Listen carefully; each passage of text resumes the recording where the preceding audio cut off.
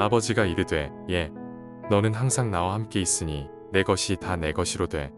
이 내 동생은 죽었다가 살아났으며 내가 잃었다가 얻었기로 우리가 즐거워하고 기뻐하는 것이 마땅하다 하니라.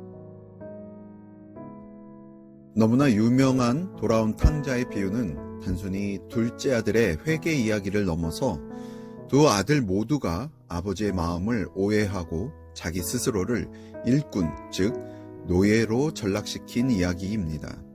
먼저 둘째 아들은 무례하게도 멀쩡히 살아있는 아버지에게 유산을 요구하며 집을 떠납니다. 하지만 이내 모든 것을 탕진하고 결국 돼지를 치며 돼지밥이나 주워 먹는 처량한 신세가 됩니다.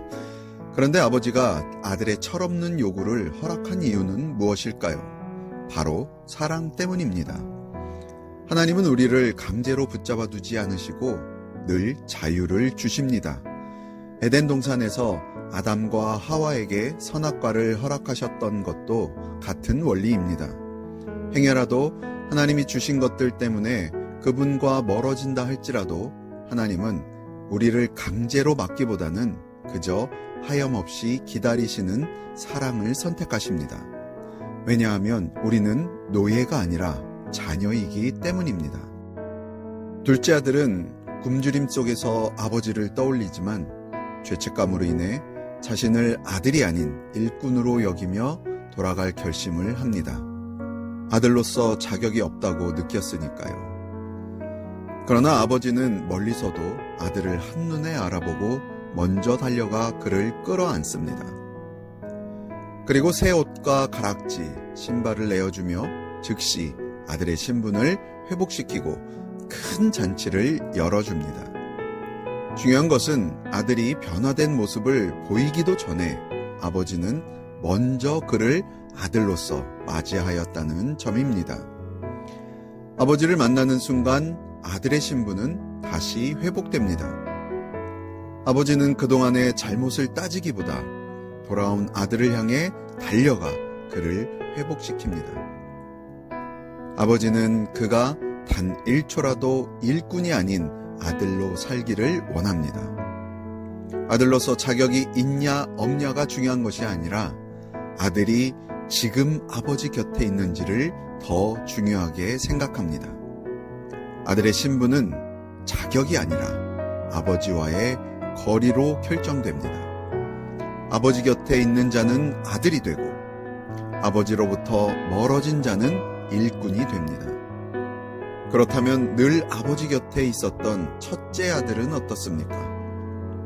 그는 겉으로는 성실해 보였지만 돌아온 동생을 위한 잔치 소식을 듣고 불만을 터뜨리며 본심을 드러냅니다. 내가 여러 해 아버지를 섬겼는데 어떻게 날 위해 염소 새끼 한 마리 안 잡아주십니까? 여기서 섬기다라는 헬라어는 종을 의미하는 둘로스라는 단어에서 파생되었습니다. 첫째 아들은 아버지를 아들의 시선이 아닌 종의 시선으로 보았습니다. 그는 자신의 성실함과 헌신에 대해 보상을 받아야 한다고 생각했습니다.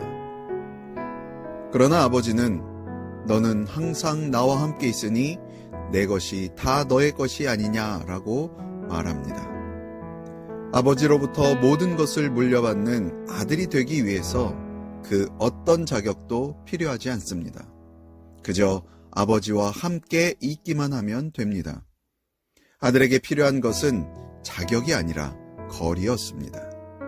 하지만 첫째 아들은 몸은 아버지 집에 있었지만 마음은 멀리 떨어져 있었습니다. 결과적으로 이 비유는 몸이 떠난 아들과 마음이 떠난 아들, 두 탕자의 이야기이면서 동시에 그들을 다시 자녀로 회복시키려는 아버지의 사랑 이야기입니다.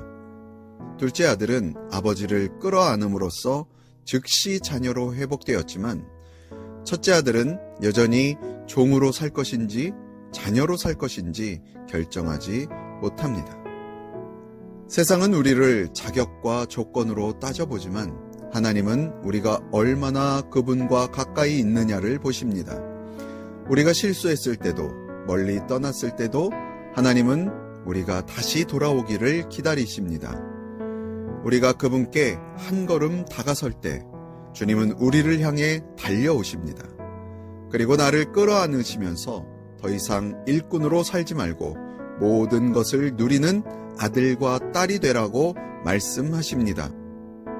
사순절의 한가운데 서 있는 우리가 한 걸음 십자가로 가까이 갈 때 나의 아픔을 하시는 주님께서 우리를 따스하게 안으시며 우리를 다시금 주님의 자녀로 회복시키실 줄 믿습니다.